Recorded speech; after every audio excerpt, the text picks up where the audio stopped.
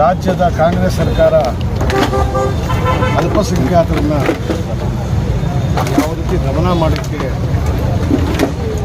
ಶುರು ಮಾಡಿದೆಯೋ ಅದರ ವಿರುದ್ಧವಾಗಿ ಒಂದು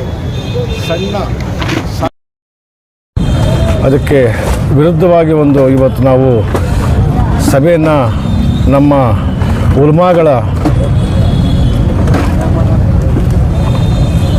ಉಲ್ಮಾಗಳು ಅದನ್ನು ನಡೆಸಿಕೊಟ್ಟಿರ್ತಾರೆ. ನಾವೆಲ್ಲ ಈ ನಗರದ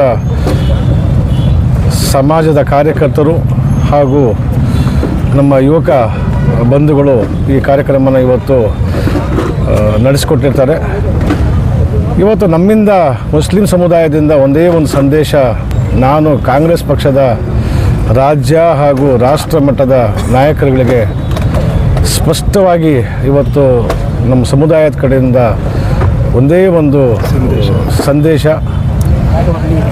ನೀವುಗಳು 92ರಲ್ಲಿ ಸುಮಾರಷ್ಟು ಜನಕ್ಕೆ ವಿರೋಧ ಕಾಣಿಸ್ಬಹುದು ನನ್ನ ಮಾತಿನ. 92ರಲ್ಲಿ ಬಾಬರಿ ಮಸೀದಿನ ಧ್ವಂಸ ಮಾಡೋದಕ್ಕೆ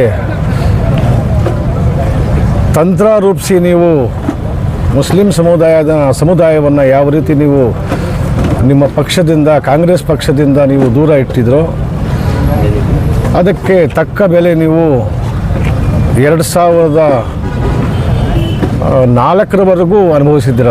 ನೀವುಗಳು ಅಧಿಕಾರದಿಂದ ದೂರ ಇದ್ದೀರಾ. ಕಾಂಗ್ರೆಸ್ ಪಕ್ಷ ಛಿದ್ರವಾಗಿ ಬೇರೆ ಬೇರೆ ರೀತಿ ಈ ದೇಶನ ನಡೆಸ್ಕೊಂಡಿದೆ.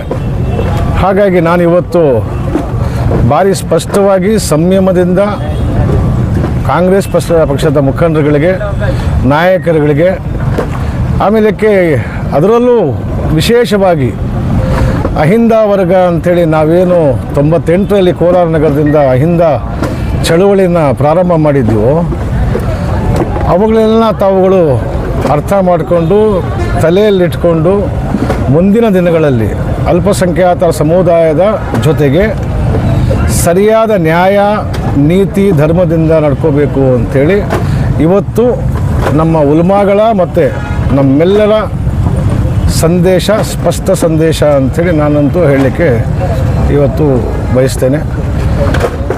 ಅದಕ್ಕೂ ಮೀರಿ ಸರ್ ಏನಿದು ಮಾಡ್ತೀರಾ ನೀವು, ಏನು ಆ್ಯಕ್ಷನ್ ತೊಗೊತೀರಾ? ಅಲ್ಲ, ನಮಗೆ ಆಪ್ಷನ್ ಇದ್ದಾವೆ. ನಾವು ಸುಮಾರು ಜನ ಹೇಳ್ಕೋಬೋದು, ಅಂಕಿಅಂಶಗಳು ಹೇಳ್ಬೋದು. ಭಾರತ ದೇಶದಲ್ಲಿ 140 ಕೋಟಿ ಜನಸಂಖ್ಯೆ ಇದೆ. ಅದರಲ್ಲಿ ಸುಮಾರು 13-14 ಕೋಟಿ ಅಥವಾ 20 ಕೋಟಿ ಜನಸಂಖ್ಯೆ ಸಾಬರ್ದಿದೆ ಅಂಥೇಳಿ. ಹಾಗಲ್ಲ, ಅದು ನಿಜವಾದ ಅಂಕಿಅಂಶಗಳು ಮುಂದಿನ ದಿನಗಳಲ್ಲಿ ಹೊರಗೆ ಬರ್ತವೆ. ಆ ಅಂಕಿಅಂಶಗಳ ಅನುಸಾರವಾಗಿ ಅಲ್ಪಸಂಖ್ಯಾತರಿಗೆ ಈ ರಾಜ್ಯದಲ್ಲಿ ನಾವೇನು 1 ಕೋಟಿಗೆ ಹತ್ತಿರ ಇದ್ದೀವಿ. ಇದೇ ಸಿದ್ದರಾಮಯ್ಯನವರು ಹಿಂದುಳಿದ ವರ್ಗಗಳ ಮೊನ್ನೆ ಜಾತಿ ಲೆಕ್ಕಾಚಾರ ಹಾಕಿ ಒಂದು ಕಡೆ ಇಟ್ಟಿದ್ದಾರೆ. ಅದರಲ್ಲಿ 1 ಕೋಟಿ ಇದ್ದೀವಿ. ಮುಂದಿನ ದಿನಗಳಲ್ಲಿ ನಾವು ಒಂದು ದಾವಣಗೆರೆ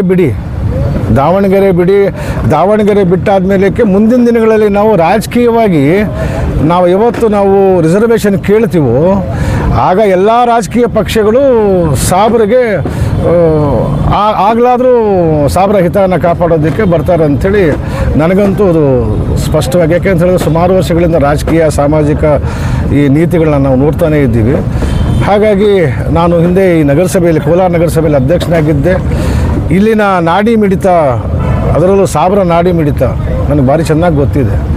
ಯಾವ ರೀತಿ ಸಾಬ್ರನ್ನ ಮ್ಯಾನಿಪುಲೇಟ್ ಮಾಡಿ ನೀವು ಬಾಬರಿ ಮಸೀದಿ ಧ್ವಂಸ ಮಾಡಿ ಆದಮೇಲೆ ನಿಮ್ಮ ವಿರುದ್ಧವಾಗಿ ಸುಮಾರಷ್ಟು 20 ಕಾಲ ನಾವು ಯಾವ ರೀತಿ ನಿಮ್ಮಿಂದ ದೂರ ಇಟ್ಟಿದ್ರು ಸಾಬ್ರನ್ನ, ಅದೇ ರೀತಿ ಮುಂದಿನ ದಿನಗಳಲ್ಲೂ ದೂರ ಇಡೋದಕ್ಕೆ ನಮಗೇನು ಕಷ್ಟ ನಷ್ಟ ಏನೂ ಇಲ್ಲ. ಸಾಬ್ರು ನಿಮ್ಮನ್ನು ಬರೀ ಕಾಂಗ್ರೆಸ್ಸನ್ನು ನಂಬಿಕೊಂಡು ರಾಜಕೀಯವಾಗಿ ಅಥವಾ ಸಾಮಾಜಿಕವಾಗಿ ಜೀವನ ಮಾಡ್ತಿಲ್ಲ. ಇಲ್ಲಿ ಬೇಕಾದಷ್ಟು ಸಮಸ್ಯೆಗಳಿದ್ದಾವೆ. ಇಲ್ಲೇನಾಗಿದೆ, ನಮ್ಮ MLA ಇದ್ದಾರೆ, MLCಗಳಿದ್ದಾರೆ, ಅದರಲ್ಲೂ ವಿಶೇಷವಾಗಿ ನಸೀರ್ ಸಾಹೇಬ್ರಿದ್ದಾರೆ ಅಂಥೇಳಿ ನಮ್ಮ ಹಕ್ಕನ್ನು ಅವರು ಮೇಲ್ಮಟ್ಟದಲ್ಲಿ ಕೇಳಿ ತಗೊಳ್ತಾರೆ, ನಮಗೆಲ್ಲ ಕೊಡಿಸ್ತಾರೆ ಅಂಥೇಳಿ ನಾವಂತೂ ಆಶಾಭಾವನೆಯಿಂದ ಇದ್ದೀವಿ. ಯಾವತ್ತು ನಮ್ಮ ಆಶಾಭಾವನೆಗೆ ಧಕ್ಕೆ ಬರ್ತದೋ ಆವತ್ತಿನ ದಿನ ನಾವು ಸೆಟೆದು ನಿಂತ್ಕೊಂಡು ನಾವು ಬೇರೆ ರೀತಿ ಈ ಹಿಂದೆ ನಿಮಗೆ ಯಾವ ರೀತಿ ನಾವು ಪಾಠ ಕಲಿಸಿದ್ವಿ ಅಂತ ಹೇಳಿದ್ದಕ್ಕೆ ನನಗೇನು ಸ್ವಲ್ಪನೂ ಭಯ, ನನಗೇನು ಈರ್ಷೆ ಇಲ್ಲ. ನನಗೆ ಆರಾಮಾಗಿ ನಮ್ಮ ಮುಂದಿನ ದಿನಗಳಲ್ಲಿ ಇದೇ ಯುವಕರ ಗುಂಪು, ಇದೇ ಉಲ್ಮಾಗಳ ಗುಂಪು ಕಟ್ಕೊಂಡು ನಾವು ಬೇರೆ ನಿರ್ಧಾರಗಳನ್ನ ತಗೊಳ್ಳೋಕ್ಕೆ ನಮಗೆ ನಾವೇನು ಫುಲ್ ರೈಟ್ಸ್ ಇದ್ದಾವೆ ನಮಗೆ. ಇನ್ನು ಕಾಂಗ್ರೆಸ್ ಪಕ್ಷಕ್ಕೆ ರೈಟ್ಸ್ ಇಲ್ಲ. ಯಾಕೆ ಅಂತ ಹೇಳಿದ್ರೆ ನಮ್ಮನ್ನು ನಡೆಸ್ಕೊಳ್ತಿರೋ ರೀತಿ ಇದೆಯಲ್ಲ, ಆ ರೀತಿ ನಮಗೆ ಆ ರೀತಿನ ನಾವು ಇಷ್ಟಪಡೋದಿಲ್ಲ.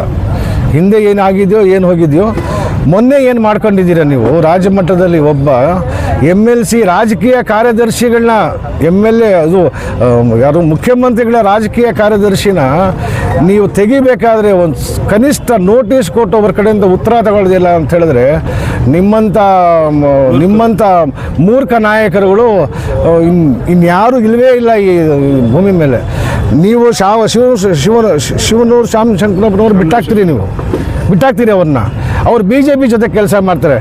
ಅದ್ಯಾಕೆ ಮೊನ್ನೆ ಈ ಎಲೆಕ್ಷನ್, ದಾವಣಗೆರೆ ಎಲೆಕ್ಷನಲ್ಲಿ CT ರವಿ ಮಲ್ಲಿಕಾರ್ಜುನ ಮನೆಗೆ ಭೇಟಿ ಕೊಡ್ತಾರೆ?